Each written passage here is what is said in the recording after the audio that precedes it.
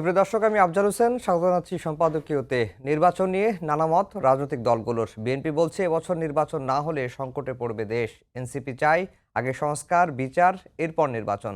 জামাত চাই রয়ে সয়ে নির্বাচন। এ নিয়ে দলগুলোর মধ্যে চলছে কথার লড়াই, অসুস্থ প্রতিযোগিতা। প্রধানমন্ত্রী ও সরকারের মেয়াদ সংস্কারের বেশ কিছু গুরুত্বপূর্ণ ইস্যুতে মতবিরোধ দেখা দিয়েছে কোনো কোনো রাজনৈতিক দলের পক্ষ থেকে। সমসাময়িক রাজনীতি সহ নানা বিষয় নিয়ে আমাদের আজকের সম্পাদকীয় নির্বাচন নিয়ে মতের অমিল। আর এ নিয়ে আলোচনার জন্য স্টুডিওতে উপস্থিত আছেন অধ্যাপক doctor M Siddiqur Rahman Khan, dean কলা অনুষদ, ঢাকা বিশ্ববিদ্যালয়, এবং Mujibur Rahman Manju, chairman AB party. দর্শক, আপনারাও এই আলোচনায় অংশ নিতে পারেন। এজন্য আপনাদের ফোন করতে হবে টেলিভিশনে দেখার নম্বরে। এছাড়া ফেসবুকের মাধ্যমেও আপনাদের মন্তব্য পাঠাতে পারেন। আজকে আদালতে একটি ঘটনা ঘটেছে। ইশরাক হোসেন, ইঞ্জিনিয়ার ইশরাক হোসেন, বিএনপির নির্বাহী কমিটির সদস্য, তিনি একটি মামলা করেছিলেন। সেই মামলায় আজকে তাকে 5 বছর পর মেয়র হিসেবে আদালত ঘোষণা করেছেন, এবং আগের যে মেয়র ছিলেন ব্যারিস্টার ফজলুল তাপস, তার পদ বাতিল হয়েছে। মঞ্জু ভাই, আপনাকে দিয়ে আলোচনাটা শুরু করতে চাই। আজকে এর আগে আপনি জানেন যে চট্টগ্রামের মেয়র সাদাত হোসেনের পদ আদালতের মাধ্যমে ফিরে পেয়েছেন। তিনি শপথ নিয়ে এখন দায়িত্ব পালন করছেন। আজকে ইঞ্জিনিয়ার ইশরাক হোসেনকে মেয়র ঘোষণা করেছেন আদালত ঘোষণা করেছেন। তারপরেও মানুষের পাবলিক পারসেপশন, যেটি সামাজিক যোগাযোগ মাধ্যমে দেখছিলাম, যে এই ধরনের আদালতের মাধ্যমে মেয়র ঘোষণা করা বা আদালতের রায়ে মেয়র পদ দায়িত্ব নেওয়া, এটি কতটুকু সমীচীন হবে, এই প্রসঙ্গগুলো কিন্তু আসছে। এবং মানুষের মধ্যে পারসেপশনটা খুবই জটিল, যে 5 আগস্টের পরেই আদালত কেন এই রায়টি দিলেন, বা আদালতের ঘাড়ে বন্দুক রেখে এই রায়টি নেওয়া হলো কিনা, এই নানা ধরনের প্রসঙ্গ আসছে। আপনি কিভাবে? ধন্যবাদ আফজাল। প্রফেসর খান এখানে আছেন এবং দর্শক মণ্ডলীকে শুভেচ্ছা। প্রথম কথা হচ্ছে যে একটি হলো রাজনৈতিক দিক, আরেকটি হচ্ছে আইনি দিক। আদালত যে রায় দিয়েছে সেটা তো আইনি একটা ব্যাপার, নিশ্চয়ই সেখানে কি পয়েন্ট আছে বা আইনি কি ভিত্তি আছে সেটা নিয়ে তো আমরা না জেনে অত বিষয় বলতে পারবো না। রাজনৈতিক দিক হচ্ছে এই ধরনের রাজনৈতিক রায়গুলো যখন আদালতের মাধ্যমে হয়, তখন কিন্তু সরকারে কারা আছেন, সরকারে যারা আছেন, রায়টাও যদি তাদের পক্ষে যায়, তখন আপনি যত মানে আইনি ভিত্তি থাকুক, মানুষ একটা ধারণা করে নেয় যে এখানে আদালত প্রভাবিত হয়েছে।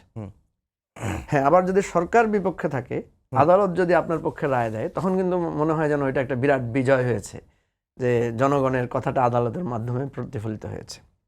সেজন্য আমি একদম প্লেইন দৃষ্টিতে যদি আমরা দেখি, তাহলে আমরা দেখব যে এটা রাজনৈতিকভাবে অনেকে একটু বাঁকা দৃষ্টিতে দেখতে পারেন।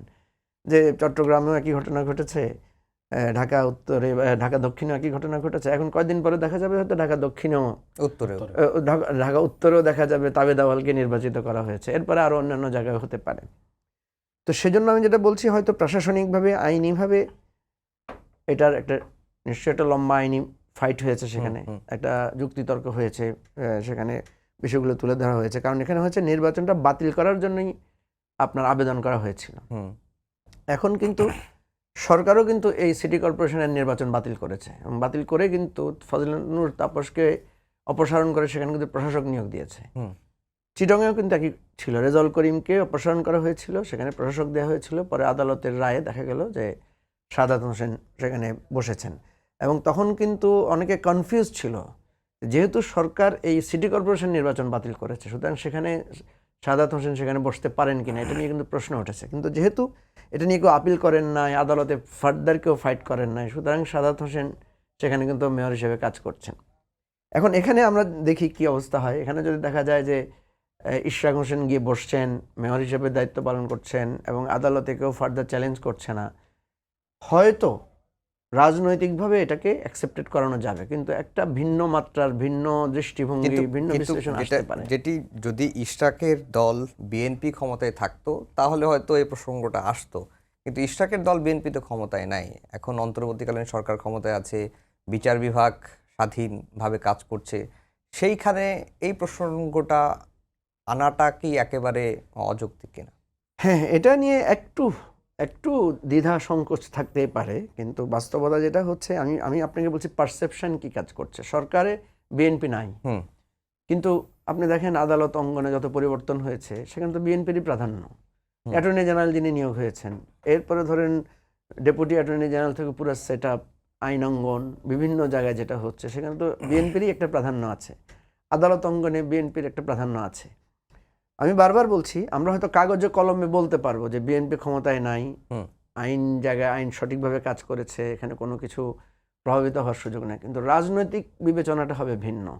রাজনৈতিক দৃষ্টিকোণ থেকে লোকেরা এটাকে ভালোভাবে দেখবে না, জি, সেটা আমি বলছি। স্যার, এই যে যেটি মঞ্জু ভাই বললেন যে রাজনৈতিক দৃষ্টিকোণ থেকে এটাকে নানাভাবে ব্যাখ্যা করার সুযোগ আছে।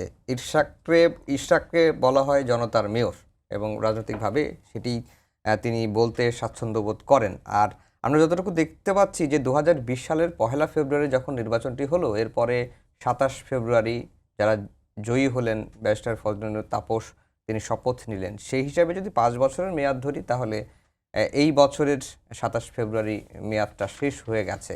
এটি হয়তো ইশরাকও জানতেন বা তার আইনজীবীরাও জানতেন যে 5 বছরের মেয়াদ শেষ হওয়ার পরেও আইনি লড়াইটা চালিয়ে গেছেন।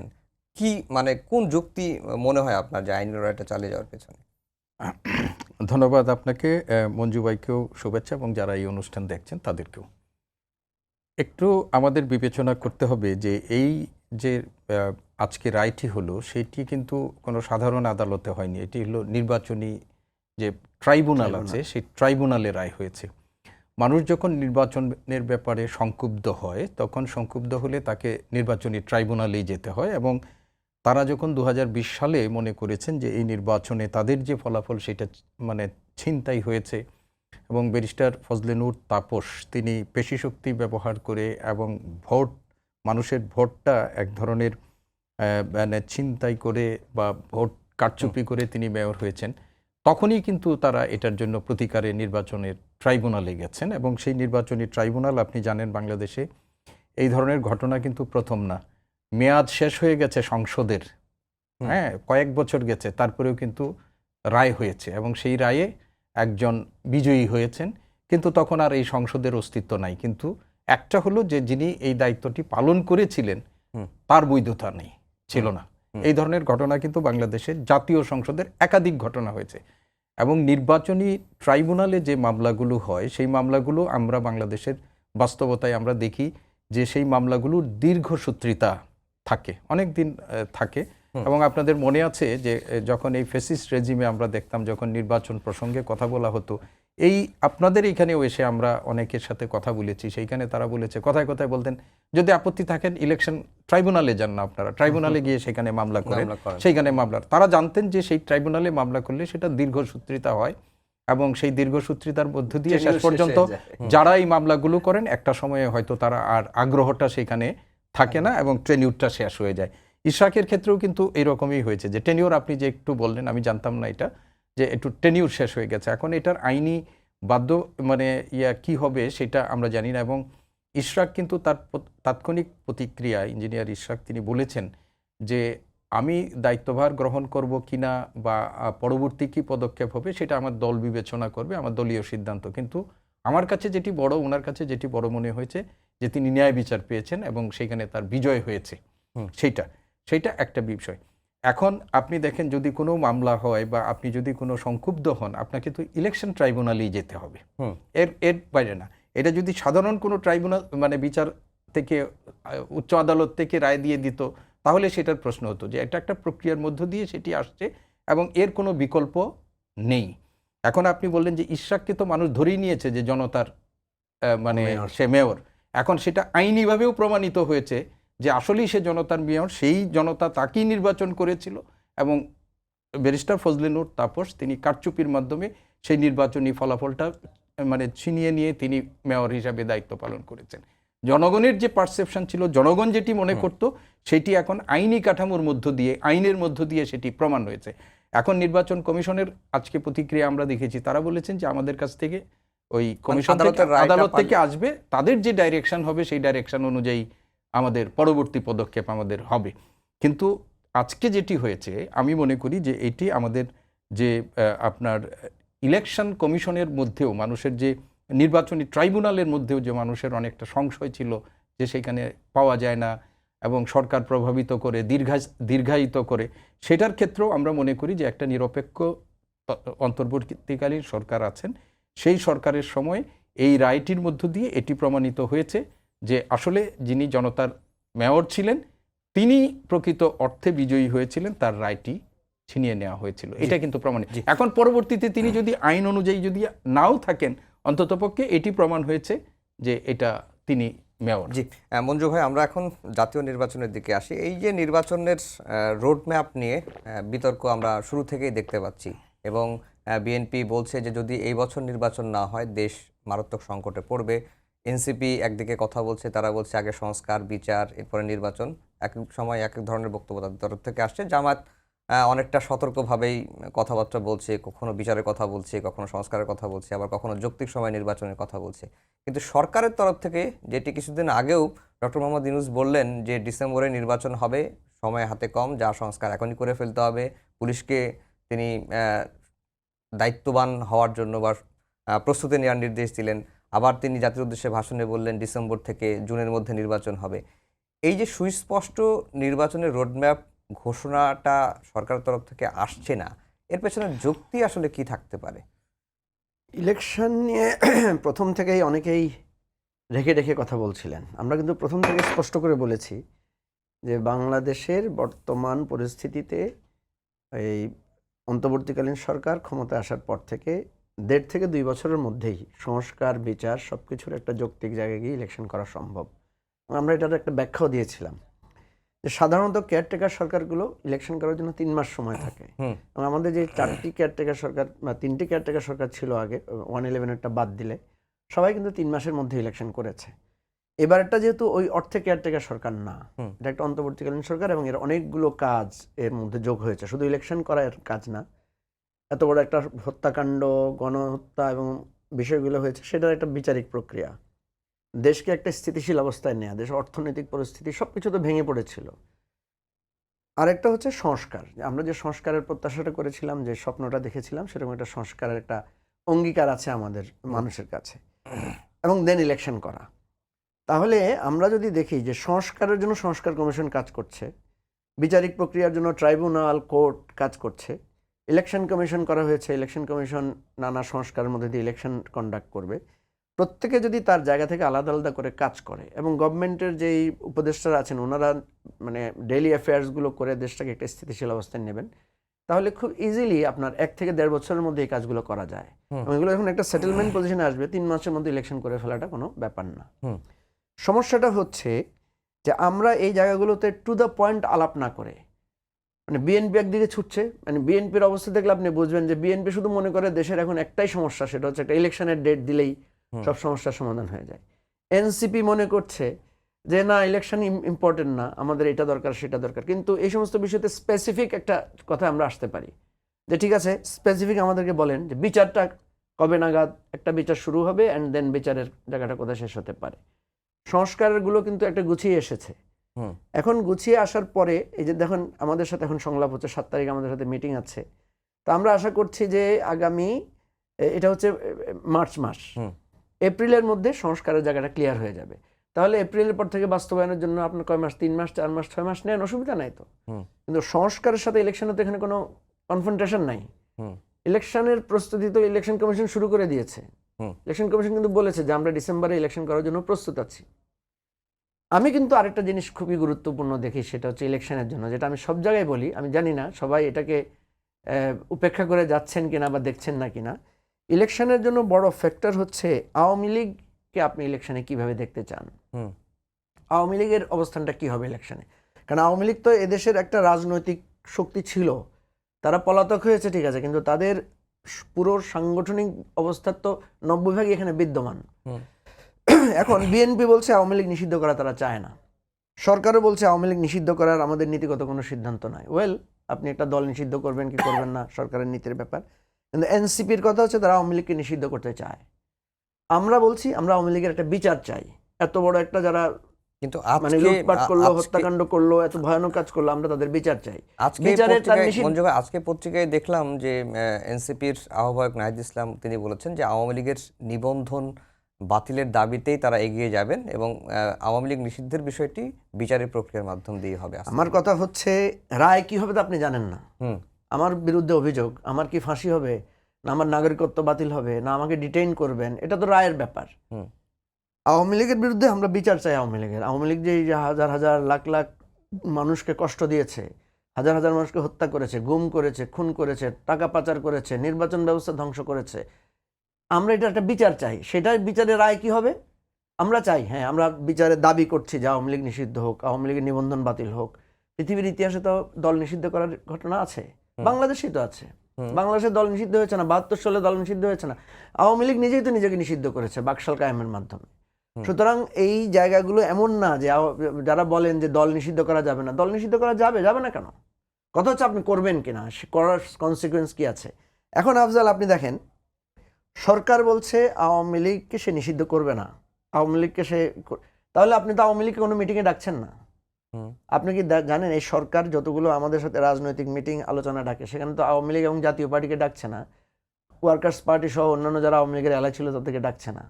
তা আপনি যদি ইলেকশন করতে হয় এবং আওয়ামী লীগকে যদি আপনি স্বীকার করেন যে আওয়ামী লীগ একটা বৈধ রাজনৈতিক দল, তার এত হত্যাকাণ্ড, এত অপরাধ সত্য, তাহলে আপনাকে ইলেকশনে আওয়ামী লীগকে ডাকতে হবে না মিটিংয়ে? আওয়ামী লীগের অধিকারের প্রশ্ন আছে না? আওয়ামী লীগ যদি বলে যে এই, আওয়ামী লীগ অলরেডি বলেও দিয়েছে, আমি দেখলাম যে মিস্টার আরাফাত সম্ভবত গোপন জায়গা থেকে বার্তা পাঠিয়েছে যে আওয়ামী লীগ এই সরকারকে তো সে মানেই না, সে তো এই সরকারকে স্বীকৃতি দেয় না, তাহলে এই সরকারের অধীনে নির্বাচনে যাবে না বলে আওয়ামী লীগের অবশ্য বিশ্বাস নাই, বলে যাবে না বলে আবার যাওয়ার জন্য ব্যাপার না। এখন কথা হচ্ছে এই জায়গাটা যদি স্পষ্ট না হয়, আমি তো বলেছি দেখেন বিএনপি বলছে সে আওয়ামী লীগের রাজনীতিকে সে নিষিদ্ধ করতে চায় না, কিন্তু কালকে যদি ছাত্রলীগের একটা মিছিল বের হয়, আমি সেদিন দেখলাম যে ধানমন্ডিতে ছাত্রলীগের একটা মিছিল বের হয়েছে, ছাত্রদলের ছেলেরা গিয়ে সেটাকে প্রতিরোধ করেছে। আপনি এখন যদি শুনেন কোথাও যে আওয়ামী লীগের ধরেন কোনো একজন খুনি বা কোনো একজন খারাপ লোকের নাম আপনি যে বললেন যে এই লোকটা, সে ফর এক্সাম্পল ধরেন হাসান মাহমুদ অমুক জায়গায় আছে, ঠিক আছে, বা যাদের সম্পর্কে খুব বদনামি আছে, বা ধরেন পুলিশের বেনজির সাহেবকে কোথাও পাওয়া গেল ঢাকা শহরে, আপনি দেখবেন বিএনপি জামাতের লোকেরা সবার আগে সেখানে গিয়ে ঘেরাও করবে। তাহলে এই যে একটা ভোলাটাইল সিচুয়েশন, আপনাকে হয় আওয়ামী লীগের ব্যাপারে একটা সিদ্ধান্তে যেতে হবে, আর নাইলে আপনাকে বলতে হবে হ্যাঁ আমরা আওয়ামী লীগকে ইলেকশনে চাই, অসুবিধা নেই, সে রাজনৈতিক অধিকার ভোগ করবে। কিন্তু এই যে অস্পষ্টতা নিয়ে আপনি যখন ইলেকশনে যাবেন, আওয়ামী লীগ যেখানে মিছিল করবে সেখানে জনগণ যদি প্রতিহত করে, সেখানে কি তাদের আইনগত সেই প্রোটেকশনটা আছে? আমাদের পুলিশ আর্মির এখন যে মোবিলাইজেশন আমরা দেখতে পাচ্ছি, কোথাও তো আমরা দেখতে পাচ্ছি না যে খুব বেশি মানে অ্যাক্টিভ তৎপরতা সেভাবে আছে, সেটা তো নাই সেখানে। এই জায়গাটাকে আমি বেশি চ্যালেঞ্জিং মনে করছি। নির্বাচনের তারিখ, নির্বাচন আগে হবে না পরে হবে, চাইতে গুরুত্বপূর্ণ হচ্ছে নির্বাচনের পরিবেশ পরিস্থিতির সৃষ্টি হওয়া। জি স্যার, যেটি মঞ্জু ভাই বললেন যে সংস্কার এবং নির্বাচন মুখোমুখি নয়, কিন্তু আমরা দেখতে পাচ্ছি যে সংস্কার এবং নির্বাচনকে মুখোমুখি করা হচ্ছে, এর পেছনের কারণটা কি? দেখেন, আমি যেটা বলতে চাই যে আমাদের এই নির্বাচনকে কেন্দ্র করে আমাদের রাজনৈতিক দলগুলোর মধ্যে একটা দ্বিধাবিভক্তি, মিশ্র প্রতিক্রিয়া আমরা তো দেখতেই পাচ্ছি, এবং এটাকে আমি খুব বেশি যে খুব আশ্চর্য বা রাজনীতিতে এটাকে খুব একেবারে নজিরবিহীন ঘটনা বলে আমি এটাকে বিবেচনা করছি না। দেখেন, বিএনপি রাজনৈতিক দল হিসেবে তারা গত 15-16 বছর ধরে মাঠে রাজনীতি করেছে, তাদের অনেক প্রসঙ্গ ছিল, কিন্তু তাদের প্রধান প্রসঙ্গ ছিল যে একটা ফ্রি অ্যান্ড ফেয়ার ইলেকশন এবং একটা অন্তর্ভুক্তিমূলক নির্বাচন, একটা সুষ্ঠু নির্বাচন। এটাই ছিল তাদের প্রধান রাজনৈতিক এজেন্ডার মধ্যে, এবং তারা মনে করে যে রাজনৈতিক দল হিসাবে তারা সরকার আগে পরিচালনা করেছে, এবং তারা যদি একটা মানে নিরপেক্ষ নির্বাচন হতো, সেই নির্বাচনে তারা বিজয়ী হয়ে সরকার গঠন করে তাদের যে রাজনৈতিক এজেন্ডা আছে, তাদের যে রাজনৈতিক পরিকল্পনা আছে, সেইগুলো নিয়ে যাবে। বিএনপি তো 2023 সালে আপনার 31 দফা সংস্কার কর্মসূচিও ঘোষণা করেছিল, এবং এই সংস্কার কর্মসূচি নিয়ে আওয়ামী লীগের লোকেরা কিন্তু অনেক উপহাস করেছে, এবং কবে বিএনপি মানে ক্ষমতায় যাবে সেই স্বপ্ন দেখে তারা এইগুলো করবে কিনা, এগুলো নিয়ে অনেক বাহাস আছে। সংস্কার তো বিএনপিও চায়, তারা তো মানে এটা বললাম যে 2023 সালের জুন মাসে তো তারা সেটা ঘোষণাও করেছিল যে 31 দফা, এবং আজকে যে সংস্কার কমিশনগুলোর সংস্কার প্রস্তাবনাগুলো আছে আপনি দেখেন 23 সালে তারা যেগুলো করেছিল অনেকগুলো এখানেও একই রকম ভাষা না হলেও সেন্সটা একরকমই আছে। এখন বিএনপি যেহেতু তারা গত 15 বছর ধরে, 1.5 দশক ধরে তারা নির্বাচনের জন্য প্রস্তুত থেকে নির্বাচনী করেছে, অতএব তাদের কাছে নির্বাচনী ইস্যুটা খুব গুরুত্বপূর্ণ। এখন জামাত দেখেন, জামাত তো রাজনৈতিক দল হিসেবে নিষিদ্ধ হয়ে গিয়েছিল, তারা আবার রাজনীতির মাঠে আসছে, এখনো বোধহয় নিবন্ধন তাদের এখনো রিভাইভ করা হয় নাই, নিবন্ধন করা হয়নি। এনসিপি পরশুদিন রাজনৈতিক সংগঠন হিসেবে তারা আত্মপ্রকাশ করেছে। রাজনৈতিক সংগঠন হিসেবে নির্বাচনে যাওয়ার জন্য একটা দলের যে কাঠামোকে আপনার বিন্যস্ত করা দরকার, সেটার জন্যও তাদের সময় দরকার আছে। এখন আপনি কতটুকু চিন্তা করছেন যে আমার এই রাজনৈতিক যে এজেন্ডা সেই এজেন্ডার সাথে যুক্ত এবং এর সাথে আপনার দেশের সার্বিক মানে স্বার্থ এইগুলো আপনি প্রশ্ন করতে পারেন। এখন যেটা হচ্ছে যে ওরা বলছে যে সংস্কার কে না চাচ্ছে, সবাই তো সংস্কার চাচ্ছে। আপনি সংস্কার শেষ করে এই শব্দটাই হচ্ছে একটা মানে আপনি বিভ্রান্তিকর কথা, যে সংস্কার শেষ করা বলে সংস্কার কোনো হয় না।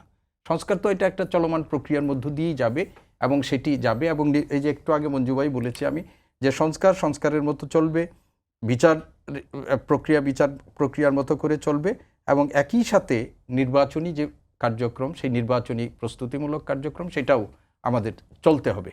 এখন জামাত যে কথাটি আমি মনে করছি যে জামাতেরও এই একটা জাতীয় নির্বাচনে অংশগ্রহণ করার জন্য তাদেরও একটা প্রস্তুতিমূলক ব্যাপার আছে, সেটার জন্য তাদের একটু সময়। বিএনপি মনে করছে যে না আমরা তো প্রস্তুত হয়ে আছি, সেই জন্য তারা করছে। কিন্তু আমি আলটিমেটলি মনে করি যে একটা পর্যায়ে সরকার এখন যেটি অস্পষ্ট আমাদের কাছে, আপনি 8 মাস 7 মাস পার হয়েছে, সরকার তো এখনও আমাদের কাছে সুস্পষ্টভাবে বলে নাই যে আমরা এই সংস্কারগুলো করতে চাই বা এই সংস্কার করার জন্য সেটাও স্পষ্ট। তো আমরা আশা করি এখন যে ঐক্যমত্য কমিশনের মধ্য দিয়ে যে আলোচনাটি শুরু হয়েছে, আমরা আশা করি যে আগামী মাসের মধ্যে সরকারেরও সংস্কার প্রসঙ্গে তাদের যে মানে প্রত্যাশা, আপনি 166টা না আপনার আচ্ছা করেছে সেইখানে, তো সেইখানে কিন্তু রাজনৈতিক দলগুলোর মধ্যে কতগুলো বড় ইস্যু ছাড়া অনেকগুলোতে এখানে সিদ্দিক ভাই ইন্টারেস্টিং ঘটনা হচ্ছে দেখেন, যেই সংস্কার প্রস্তাবগুলোর সাথে সংবিধান সংস্কারের কোনো প্রসঙ্গ নাই, সেগুলো বাস্তবায়ন করতে অসুবিধা নাই। এগুলো বাস্তবায়ন করতে আপনি আমাদের জিজ্ঞাসা করার দরকার নাই। এবং অলরেডি 111টার মতো এগুলো তো গভর্নমেন্ট তার এক্সিকিউটিভ অর্ডারেই সে বাস্তবায়ন করতে পারছে, কোনোটা অধ্যাদেশ দিয়েও সে করতে পারছে। সংস্কারের মূল জায়গাটা হচ্ছে সাংবিধানিক সংস্কারের জায়গাটা, সেখানেই যদি আপনি একটা কনসেনসাসে পৌঁছানোর পদক্ষেপ নেন।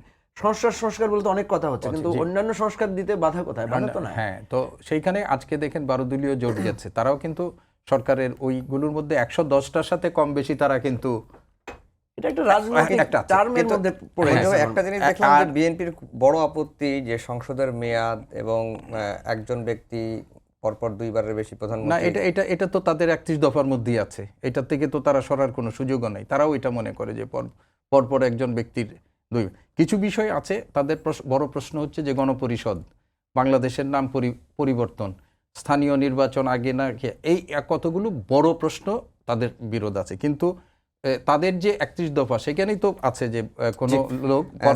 আর আমি শেষ কথাটা যেটা বলতে চাচ্ছিলাম মঞ্জু ভাইয়ের মতো, যে উনি বলছেন যে ছাত্রলীগ, যেখানে ছাত্রলীগ এখন নিষিদ্ধ সংগঠন, আওয়ামী লীগ এখনো নিষিদ্ধ হয়নি, কিন্তু আওয়ামী লীগের যারা ক্রিমিনাল, আওয়ামী লীগের নাম দিয়ে নেতৃত্ব যারা, তারা প্রতিরোধের মুখোমুখি হচ্ছে।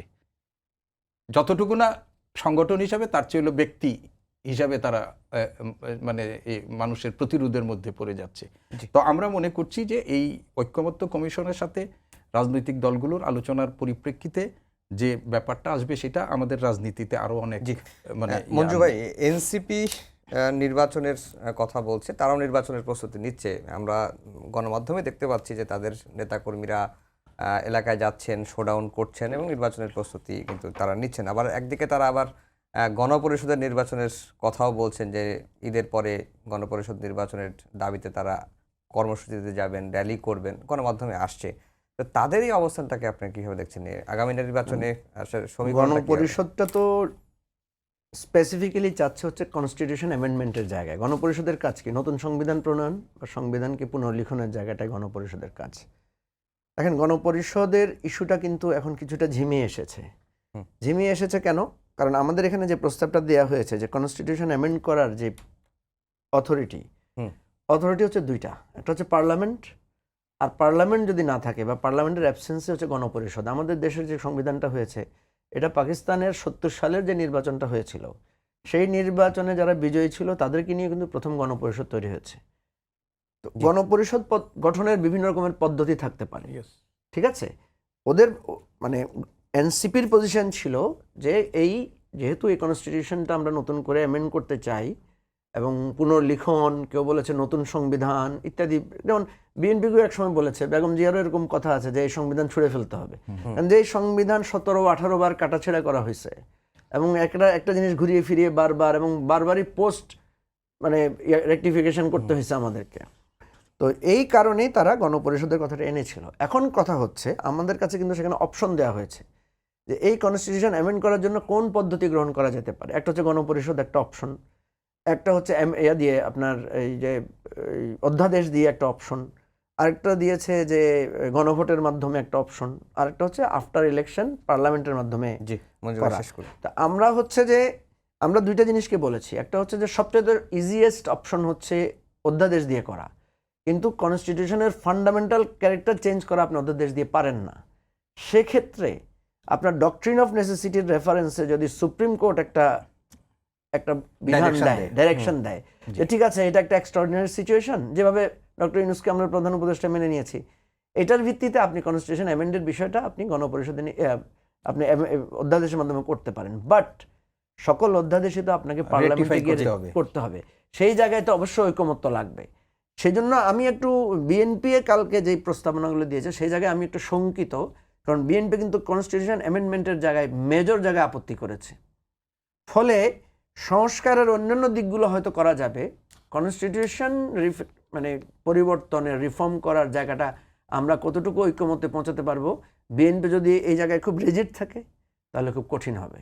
এটা হচ্ছে আমার স্যার আমরা impression। একেবারে সময় শেষ, 30 সেকেন্ড সময় আছে, একটু দিতে।